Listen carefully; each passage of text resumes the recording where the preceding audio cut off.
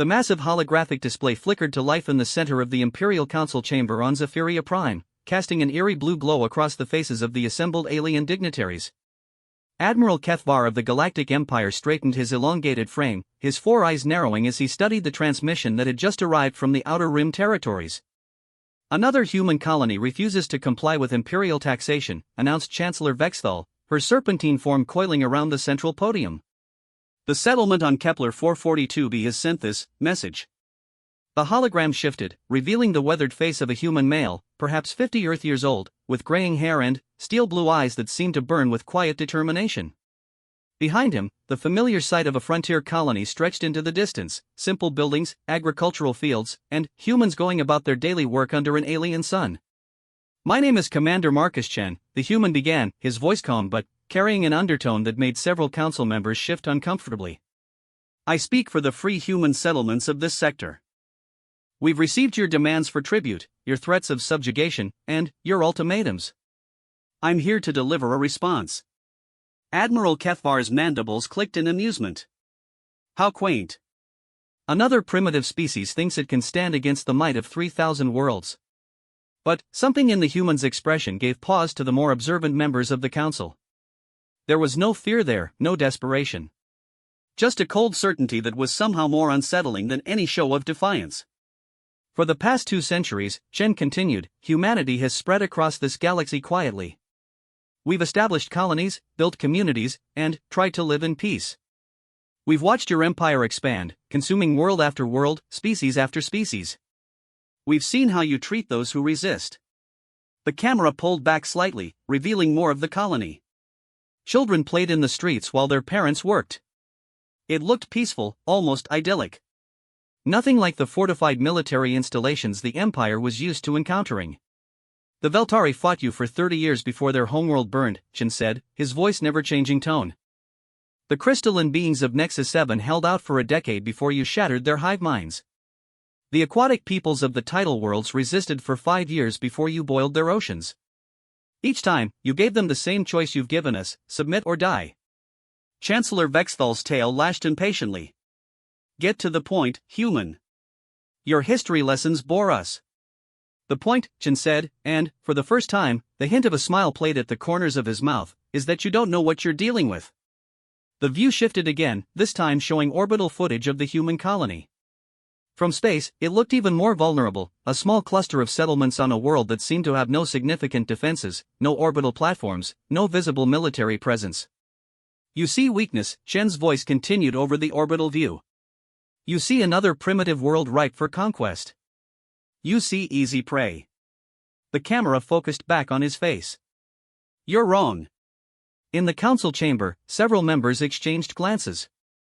The human's confidence was beginning to feel less like bravado and more like a promise. "Humanity learned something during our early wars," Chen explained. "We learned that the universe is a dangerous place. We learned that peace is a luxury that must be defended. And, most importantly, we learned that sometimes the only way to preserve what you love is to become something your enemies fear." Admiral Kethvar leaned forward, his interest piqued despite himself. "You threaten us? A single colony world threatens the Galactic Empire?" "I'm not threatening you," Chen replied. "I'm warning you. There's a difference." The transmission cut to what appeared to be archival footage: human ships engaged in combat, but not against the Empire.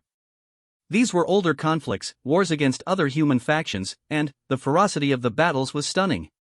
Ships rammed each other at relativistic speeds. Entire moons were cracked open by kinetic bombardments. Artificial suns bloomed in space as antimatter warheads detonated. "For 50 years after we reached the stars," Chen narrated, "humanity fought itself. We called it the Unification Wars, though there was nothing unified about them. Colony fought colony, nation fought nation, ideology fought ideology. We perfected the art of destroying ourselves." The footage was brutal. Planets burned. Space habitats were shattered. Millions died in the cold vacuum between worlds. "We nearly destroyed our own species," Chen admitted. "But we learned from those wars. We learned what we were capable of when pushed to the edge. And we swore never to fight each other again." The scene shifted to show the signing of what appeared to be a massive treaty ceremony, with thousands of human representatives from across known space. The Terra Accords, Shen explained.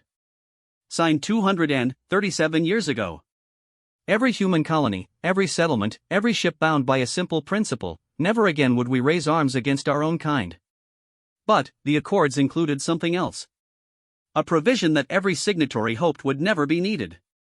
In the council chamber, an aide whispered something to Admiral Kethvar, who gestured for the transmission to continue. Article Omega, Shen said, and his expression grew darker. If any external force threatens the extinction or enslavement of humanity as a whole, all previous conflicts are forgotten. All resources are pooled. All restraints are removed. And the galaxy learns why we spent 50 years trying to kill each other. The orbital view of the colony returned, but now something had changed. What had appeared to be agricultural buildings were opening, revealing sleek launch tubes. The peaceful settlement was transforming before their eyes. This is your warning, Shen said as hidden installations across the colony began to emerge from underground. You have 7 days to withdraw all Imperial forces from human space. You have 7 days to declare the human settlements off limits to Imperial expansion. You have 7 days to choose peace. Massive ships began rising from what had appeared to be lakes and forests. Stealth fields dropped away to reveal defensive platforms that had been hiding in plain sight. The single defenseless colony was revealing itself as a heavily fortified military installation. If you choose war instead, Shin continued, remember that you were warned. Remember that you had the chance to walk away. And, when the flames begin, remember that we gave you every opportunity to avoid them. The transmission shifted to show similar scenes on dozens of other human worlds.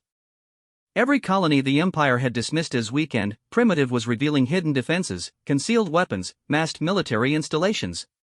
Humanity has spent 2 centuries preparing for this moment, Chen said as the montage continued. We've built our colonies in secret. We've hidden our true capabilities. We've watched and learned and planned.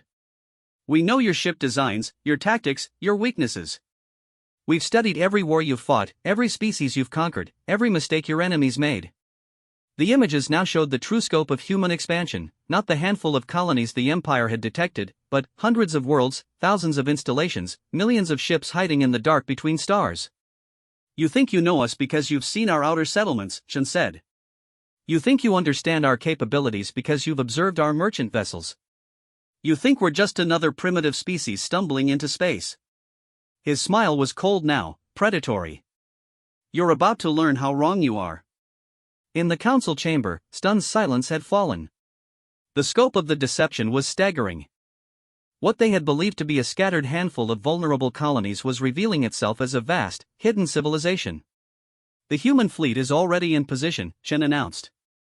Our weapons are already targeted. Our soldiers are already deployed. We've been preparing for this war since before your current emperor was born. The transmission zoomed in on Shen's face one final time. 7 days, he repeated. Choose wisely. Because if you choose wrong, the galaxy will learn why humanity spent 50 years perfecting the art of destruction. And, this time, we won't be fighting each other. The hologram flickered and died, leaving the council chamber in darkness. For a long moment, no one spoke. Then, Chancellor Vexthal broke the silence. Impossible, she hissed. No species could hide such an extensive presence. Our scouts detected what they wanted us to see, Admiral Kethvar interrupted, his 4 eyes still fixed on the now empty space where the transmission had played. The question is, what do we do now? In the depths of space, far from the Empire's core worlds, human ships that had been waiting for decades began to move. The age of hiding was over. Humanity had issued its warning, and now they would see if the Galactic Empire was wise enough to heed it. The countdown had begun, and the galaxy would never be the same. Emperor Zalthek the Conqueror paced the length of his private war room aboard the massive dreadnought Eternal Dominion. The ship's hull stretched for nearly 50 kilometers, bristling with weapons that could reduce entire worlds to molten slag. It was the crown jewel of the Imperial Navy, and, from its command throne, Zalthek had personally overseen the subjugation of over 200 worlds. Show me again, the Emperor commanded, his voice a low growl that resonated through the reinforced chambers of his crest. The holographic display materialized once more, but this time it wasn't showing Commander Chen's transmission. Instead, it revealed the current positions of the Imperial Third Fleet as they approached the human colony world of New Geneva. Admiral Kefvar's forces, 300 capital ships, 800 cruisers, and countless smaller vessels. A fleet that had never known defeat. Contact established with the human settlement, Your Imperial Majesty, reported Fleet Communications Officer Yul Ven, his tentacles working rapidly across the quantum communication array. They're requesting to speak with you directly. The Emperor's laugh was like grinding stone. The audacity of these primitives knows no bounds. Very well. Let's hear what they have to say when faced with the might of my fleet. The transmission opened, revealing not Commander Chen this time, but a young human woman. She appeared to be in her 30s, with short dark hair and eyes that held an unsettling combination of intelligence and amusement. Behind her, the human colony continued its daily activities as if 3,000 Imperial warships weren't bearing down on them. Emperor Zalfek, the woman said with a slight nod that might have been respectful if not for the smile playing at the corners of her mouth. I'm Dr. Sarah Martinez, Colonial Defense Coordinator for New Geneva. I trust you received our previous message? Your pathetic warning? Zalfek's voice boomed across the communication channel. I am here to deliver my response. Surrender now, and your deaths will be swift. Resist, and I will make your world an example that will echo across the galaxy for 10,000 years. Dr. Martinez nodded thoughtfully. I see. So you've chosen war. She consulted a device on her wrist. 5 days, 14 hours, 23 minutes remaining. I have to ask, are you certain this is the path you want to take? You dare question me? The Emperor's rage was palpable. I have conquered species that evolved when your ancestors were crawling in mud. I have broken civilizations that spanned entire galactic arms. I am death incarnate, and your little colony will burn before the day is done. Interesting, Dr. Martinez mused. Before we proceed, I'd like to show you something. Computer, display tactical analysis Alpha 7. The transmission split, showing the human woman on one side and what appeared to be a detailed schematic of the Imperial fleet on the other. But this wasn't a simple sensor reading, this was an in-depth analysis showing the exact position of every ship, their weapon loadouts, shield configurations, and even the names of their commanding officers. As you can see, Dr. Martinez explained conversationally, we've been tracking your fleet since it left Zephyria Prime. We know you have 317 capital ships, 842 cruisers, and approximately 15,000 smaller vessels. Your flagship, the Eternal Dominion, is currently running at 87% power efficiency due to a minor reactor imbalance in Sector 7. In his war room, Emperor Zalfek felt his blood turn cold. That reactor imbalance was classified information known only to his senior engineering staff.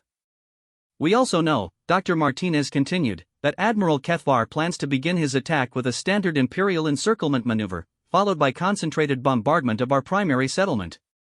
Very textbook. The same strategy you used against the Veltari homeworld. She paused to take a sip from a cup of what appeared to be coffee. There's just one small problem with that plan. Impossible, Zalfek snarled. Our fleet movements are encrypted with quantum-level security. No primitive species could but we're not exactly primitive, are we? Dr. Martinez interrupted gently. Computer, show them what they're really facing. The view around Dr. Martinez began to shift and change. The peaceful colony settlement dissolved like a mirage, revealing its true nature. Massive orbital defense platforms materialized in the space around New Geneva. Weapon emplacements that had been hidden beneath holographic fields came online. And, rising from concealed positions across the planet's surface, thousands of ships began to emerge. But, these weren't the simple civilian vessels the Empire expected. These were warships, sleek and deadly, incorporating technology that made Imperial designs look crude by comparison. The New Geneva Defense Fleet, Dr. Martinez announced. 4,700 combat vessels, all equipped with the latest human military technology. And, that's just one colony world. The tactical display expanded, showing the positions of the Imperial fleet and, now, the much larger human fleet that had somehow remained completely hidden until this moment. You see, Emperor, we learned something important from studying your conquest of other species, Dr. Martinez explained. Every race you've defeated made the same mistake. They met you in open battle, ship to ship, trying to match your numbers and firepower. They fought the war you wanted them to fight. The human ships were moving now, taking positions around the Imperial fleet with precision that spoke of careful planning and rehearsal. But, humans, Dr. Martinez continued, we're not much for fighting fair. We prefer to fight smart. Admiral Kethvar's voice crackled over the communication channel. Your Majesty, we're detecting massive energy buildups from the human vessels. Their weapon signatures they're unlike anything in our databases. That's because they're new, Dr. Martinez said, apparently able to hear the Admiral's transmission. We've had 2 centuries to study Imperial technology, to understand its weaknesses, and to design counters for it. Every ship in our fleet carries weapons specifically engineered to penetrate Imperial shielding and armor. She gestured to something off-screen, and new information appeared on the tactical display.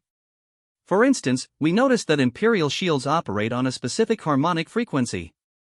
Very efficient against most energy weapons. Unfortunately, we've developed what we call resonance cannons, weapons that actually use your own shield frequencies against you.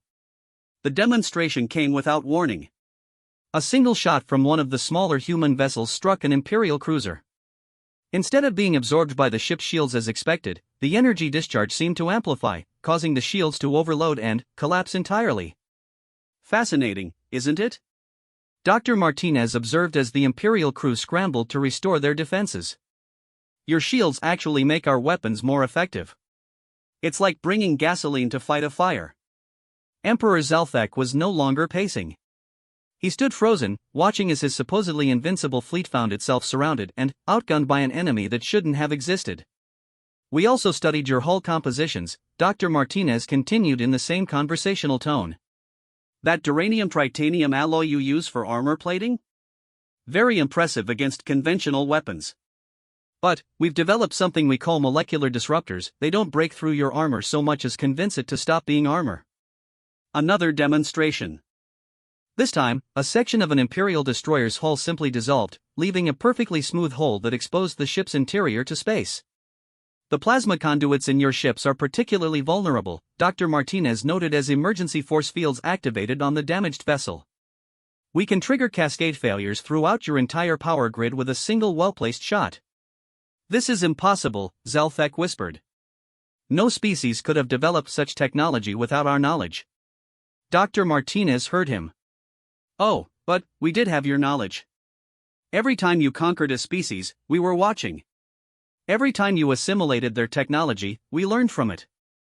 Every time you thought you were growing stronger, you were actually teaching us how to destroy you. The tactical display zoomed out further, revealing the true scope of what the Empire faced. Not just the fleet around New Geneva, but dozens of other human fleets, all positioned at key points throughout Imperial space. While you were counting our colonies and dismissing us as primitives, Dr. Martinez explained, we were infiltrating your worlds. Human agents have been living among your populations for decades. Some of them hold positions in your own government. The implication was staggering. The Empire's security had been compromised at the highest levels. Every strategic plan, every fleet movement, every technological development, we've known about it all. We've been preparing for this war since before most of your current generation was born. Emperor Zalthak finally found his voice. What do you want? I told you, Dr. Martinez replied. We want you to withdraw from human space. We want you to declare our settlements off limits to Imperial expansion. We want you to choose peace. And, if we refuse? Dr. Martinez's smile never wavered. Then, you'll discover why humanity spent 50 years perfecting the art of war before we ever left our homeworld. You'll learn what happens when a species that evolved from predators decides to stop pretending to be prey. She glanced at her wrist device again. 5 days, 13 hours, 41 minutes remaining. The choice is still yours, Emperor. But, I should mention, our countdown isn't just for you. It's for us too. Every second that ticks by, more human fleets move into position. More Imperial worlds find themselves within range of our weapons. More of your strategic advantages disappear. The transmission began to fade. Think carefully, Your Imperial Majesty. Because once those 5 days are up, there won't be any more choices to make. There will only be the flames. As the communication ended, Emperor Zalfek stood alone in his war room, surrounded by displays showing the impossible truth: his invincible empire was surrounded, outgunned, and facing an enemy that knew everything about them while remaining completely mysterious themselves. For the first time in his reign, the conqueror of worlds felt something he had never experienced before. He felt afraid. High Admiral Vexnari of the Imperial Second Fleet stared at the tactical displays surrounding her command chair aboard the dreadnought Crimson Devastation. For 40 years, she had served the Empire faithfully, crushing rebellion after rebellion, conquest after conquest. She had earned her position through blood and fire, proving herself in battles that would have broken lesser commanders. Now, for the first time in her career, she was afraid. "Report," she ordered, her serpentine form coiling around the command platform. "Admiral," replied her intelligence officer, a young Veltari named Subcommander Kethvas, one of the few survivors of his species' destruction. "Our deep space reconnaissance has confirmed the human fleet positions. They're not withdrawing. If anything, they're reinforcing." The main display showed a three-dimensional map of the local galactic region. Imperial forces were marked in red, human forces in blue. What had started as scattered blue dots 3 days ago had become a web of interconnected fleet positions that seemed to surround every major Imperial installation. "How many ships are we looking at?" Vexnari asked, though she dreaded the answer. "Conservative estimates place human forces at least 200,000 capital ships, Admiral. Possibly more. Our sensors can't penetrate their stealth technology well enough to get an exact count. 200,000 capital ships." The entire Imperial Navy consisted of perhaps 30,000 vessels spread across 3,000 worlds. Even accounting for the massive technological advantage the Empire had always enjoyed, the numbers were overwhelming. "There has to be an explanation," Vexnari muttered. "Species don't just hide fleets of that magnitude. It's impossible." "Admiral," interrupted Communications Officer Felthera, her 6 arms dancing across her control panel. "We're receiving a transmission. It's from inside the ship." The temperature in the command center seemed to drop several degrees. "Impossible. Our security, the transmission is originating from Deck 7, Section C," Felthera reported, her voice trembling. "The Auxiliary Data Processing Center." Vexnari felt her scales prickle with unease. "Put it through." The holographic display materialized, revealing a human male in what appeared to be an Imperial maintenance uniform. He was standing in a room that was unmistakably part of the Crimson Devastation's interior, surrounded by the ship's own computer terminals. "Hi Admiral Vexnari," the human said with a polite nod. "My name is Lieutenant Colonel James Park, Human Intelligence Corps. I apologize for the dramatic entrance, but I thought it was time we had a conversation." "Seize him!" Vexnari roared, but Park held up a hand. "I wouldn't recommend that," he said calmly. "I've been aboard your ship for 6 months, Admiral. I know where all the critical systems are located. I also know that there are 17 more of my colleagues scattered throughout your fleet, and approximately 8,000 more throughout the Imperial Navy as a whole." The implications hit the command crew like a physical blow. The Empire's most secure vessels, their most protected installations, had been infiltrated by human agents. "You see, Admiral," Park continued, beginning to walk through the ship's corridors as if he owned them, "when we said we'd been preparing for this war for 2 centuries, we meant it quite literally. Operation Deep Current has been running for 73 years. We've been placing our people in your society, your military, your government. Some of them don't even know they're human agents. Their identities were so deeply constructed that they believed themselves to be loyal Imperial citizens." As he walked, Park passed Imperial crew members who seemed oblivious to his presence. "Either that, or they were." "How many?" Vexnari whispered. "How many what, Admiral? How many of your crew are human agents? How many of your strategic plans have been compromised? How many of your secure facilities are under our observation?" Park smiled. "Does it matter? The answer is, enough." He stopped at what appeared to be a viewport, looking out at the vast expanse of space where the Imperial fleet maintained its formation. "You know what the funny thing is, Admiral? Your Empire could have avoided all of this. When we first encountered Imperial scout ships 200 years ago, humanity was actually excited. First contact with an advanced galactic civilization. We thought we'd finally found our place among the stars. The view shifted, showing archived footage of early human Imperial encounters. Small human vessels approaching massive Imperial ships, transmitting messages of greeting and offers of friendship. We sent diplomats, Park narrated. We offered trade agreements. We shared our scientific discoveries. We even helped some of your outer colonies deal with plague outbreaks, asking for nothing in return. His voice grew colder. And your empire's response was to demand our submission or face extinction. The footage changed to show the first Imperial attack on a human settlement. The colony of New Harmony burned to ash in a matter of hours. 3 million human civilians dead in the Empire's first demonstration of power. That was our wake-up call, Park said. That was when humanity realized what we were really dealing with. Not a civilized galactic community, but a predatory empire that saw every other species as either subjects or victims. Vexnari's intelligence officer was working frantically at his console. Admiral, I'm detecting massive power buildups throughout human space. They appear to be charging some kind of. I've never seen energy signatures like these. Park nodded approvingly. Ah, you've noticed the stellar furnaces. Impressive detection work. Most species never realize they're there until it's too late. Stellar furnaces? Vexnari repeated.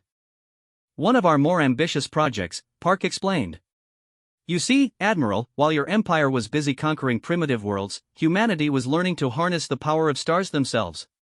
We've built installations inside select suns throughout this galactic region.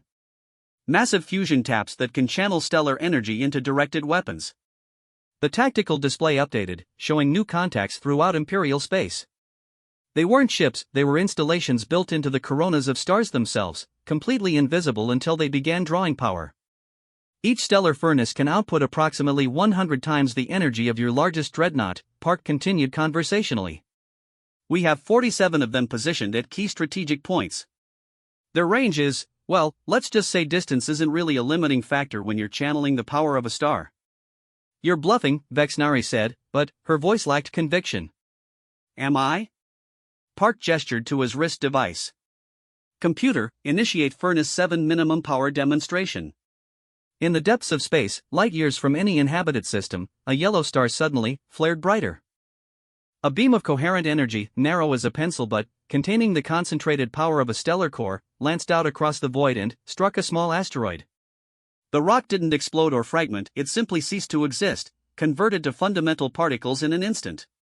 That was roughly 0.001% of Furnace 7's maximum output, Park noted. At full power, each installation could sterilize the surface of a planet from across the galaxy. Vexnari's tactical officer was now openly panicking. Admiral, I'm reading similar installations throughout Imperial space. If they can target anything from that range? Every Imperial world is within range of at least 3 stellar furnaces, Park confirmed. Your homeworld of Zephyria Prime is currently targeted by 7 of them. The Imperial capital could be reduced to component atoms in approximately, well, instantly, actually. Lightspeed weapons tend to be quite efficient. The human agent had reached what appeared to be a senior officer's quarters. He settled into a chair as if he belonged there. But, we don't want to destroy your worlds, Admiral. Despite everything your empire has done, humanity isn't interested in genocide. We're interested in survival. Then, what do you want? Vexnari demanded. Exactly what we've been saying for 3 days, Park replied. Withdraw from human space. Declare our settlements off limits. Choose peace. He leaned forward. But, I should mention something that perhaps wasn't clear in our previous communications. When we say human space, we're not just talking about our current colonies. A new star map appeared, showing not just the known human settlements, but vast regions of space marked with human territorial claims. You see, Admiral, while your empire was focused on the few colonies you could detect, humanity has been quietly claiming entire sectors. We've established hidden bases, survey stations, and resource extraction facilities throughout approximately 30% of this galactic arm. The map was staggering. If accurate, human space was already larger than the Imperial core territories. How is this possible? Vexnari whispered. We're very good at staying hidden when we want to, Park said simply. And, we've had 2 centuries to practice. Every time your empire conquered another species, their survivors who escaped imperial space often found refuge in our hidden colonies. We become a sanctuary for everyone your empire has displaced. The implications were enormous. Not only had humanity been building a hidden civilization right under the empire's noses, but they'd been gathering refugees from every imperial conquest. How many? Vexnari asked. How many refugees? Roughly 2 billion individuals from 47 different species. All of them have reasons to hate your empire. All of them have skills and knowledge that humanity has integrated into our military forces. Park's expression grew grim. Did you know that Veltari crystal singing can be used to tune resonance weapons? Or that aquatic tidal world natives make excellent submarine crews for combat in liquid methane environments? The human agent stood and began walking again. Every species your empire has conquered or eliminated has actually just become part of humanity's growing coalition. We've been building an alliance of survivors, Admiral. And now that alliance is ready to respond. 3 days, Vexnari said quietly. 2 days, 18 hours, 37 minutes, Park corrected. But who's counting? He smiled, but it didn't reach his eyes. I hope your emperor is a wiser ruler than his predecessors, Admiral. Because if those timers reach zero, the galaxy is going to learn what happens when humanity stops hiding. The transmission ended, leaving the bridge of the Crimson Devastation in stunned silence. Around them, the vast Imperial fleet that had seemed so powerful just moments before now felt very small and very vulnerable. In the depths of space, countdown timers continued their relentless march toward zero, and humanity's hidden fleets moved into their final positions. 1 day remained. Emperor Zelfek sat alone in his private chambers aboard the Eternal Dominion, staring at reports that painted an increasingly impossible picture. His military advisors had been working around the clock, trying to understand how their intelligence network could have failed so completely. The answer, when it finally came, was worse than anyone had imagined. Your Majesty, Admiral Kethvar's voice came through the encrypted communication channel. We've completed our internal security review. And Zelfek's voice was hollow. The humans were telling the truth. Our preliminary investigations have identified at least 12,000 individuals throughout Imperial space who appear to be deep-cover human agents. They've been in place for decades, some for their entire careers. The Emperor closed his 4 eyes, feeling the weight of centuries of expansion and conquest suddenly pressing down on him like a physical force. How deep does it go? Your Majesty, some of them are in the Imperial Council itself. The silence stretched for long minutes. Finally, Zelfek spoke again. Show me everything. The holographic display in his chambers came to life, revealing a web of connections that spanned the entire empire. Human agents had infiltrated every level of imperial society, military officers, government officials, scientists, even domestic servants in the most secure facilities. This agent, codenamed Whisper, has been serving as a tactical advisor to the 4th Fleet for 37 years, Admiral Kethvar explained, highlighting one connection. His strategic recommendations have been followed in over 200 battles. Another agent, Echo, has been working in Imperial research and development for 41 years. She's had access to our most classified weapons programs. And they've all been reporting back to humanity, Zelfek said. It wasn't a question. Every fleet movement, every technological advancement, every strategic plan, the humans have known about all of it. But, Your Majesty, that's not the worst part. Zelfek almost laughed at the absurdity of that statement. What could possibly be worse? Some of these agents have been feeding us false information for decades. Our intelligence on human capabilities, our understanding of their technology, our assessments of their military strength, much of it appears to have been deliberately skewed to make them appear weaker than they actually are. The Emperor felt something cold settle in his stomach. Meaning? Meaning we don't actually know what we're facing. Every projection, every strategic analysis, every military assessment could be compromised. For all we know, the force they've revealed so far could be just a fraction of their true capabilities. As if summoned by their conversation, a new transmission request appeared on the Emperor's personal communication system. The source ID made his blood freeze. It was coming from inside the Imperial Palace on Zephyria Prime, transmitted directly to his private chambers. Put it through, he said quietly. The hologram that appeared was not what he expected. Instead of a human face, it was a Zephyrian, one of his own species. But, something about the individual's bearing, the way they held themselves, seemed subtly wrong. Emperor Zalthek, the figure said in perfectly accented imperial high speech. My name is, well, my current name is Minister.